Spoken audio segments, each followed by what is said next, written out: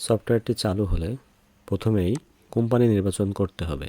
উল্লেখ্য যে এই সফটওয়্যারটি দিয়ে একাধিক কোম্পানি পরিচালনা করা সম্ভব। কোম্পানি নির্বাচন করার সাথে সাথেই ইউজার নেম ও পাসওয়ার্ড দিয়ে লগ ইন করতে হবে।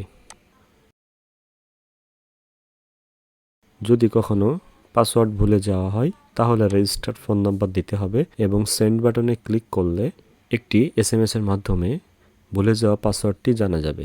লগ ইন বাটনে ক্লিক করার পরে সফটওয়্যারের মূল ড্যাশবোর্ড দেখা যাবে। এখান থেকে item, indent, inward, outward, stock, barcode, report, gate pass ইত্যাদি করা সম্ভব হবে।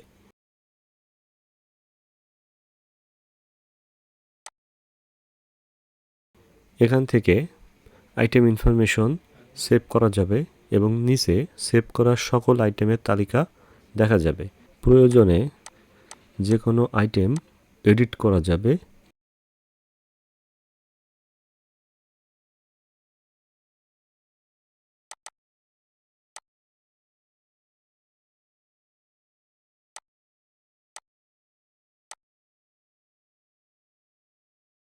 ইনওয়ার্ড বাটনে ক্লিক করলে এখানে ইনওয়ার্ড ফর্ম প্রদর্শিত হবে। যাবতীয় তথ্যাবলী পূরণ করে স্টক পারচেস করা যাবে এবং প্রত্যেকটি ইনওয়ার্ডের প্রিন্ট প্রিভিউ দেখা যাবে।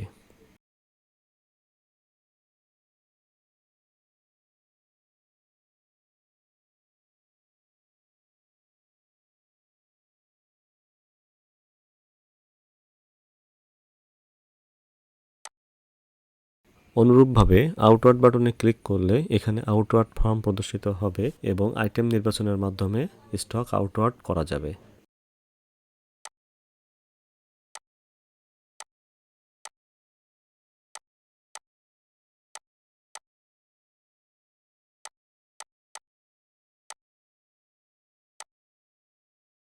স্টক উইন্ডো থেকে যে কোনো পণ্যের স্টক সার্চ করা যাবে।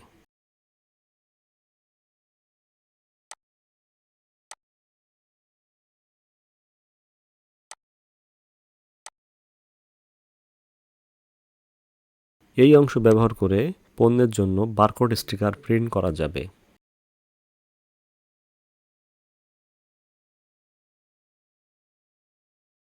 গেট পাস অংশটি ব্যবহার করে স্টকের গেট পাস স্লিপ তৈরি করা যাবে।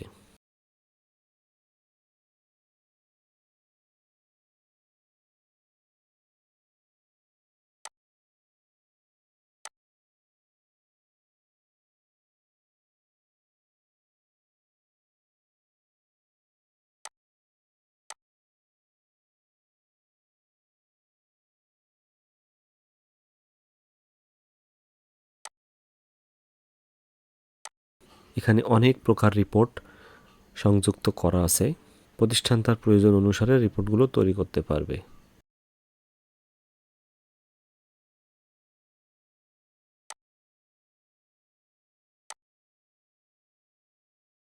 এখান থেকে সফটওয়্যারের লগ ইনের জন্য ইউজার তৈরি করা যাবে। যে কোনো আইকনের পরে ক্লিক করে ইউজারদের এডিট করে তথ্য পরিবর্তন করা যাবে।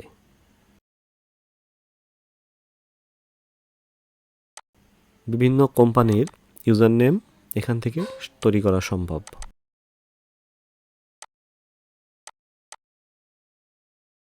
এই ফর্মটি ব্যবহার করে যে কোনো কোম্পানির ইউজারদের পারমিশন নিশ্চিত করা যাবে।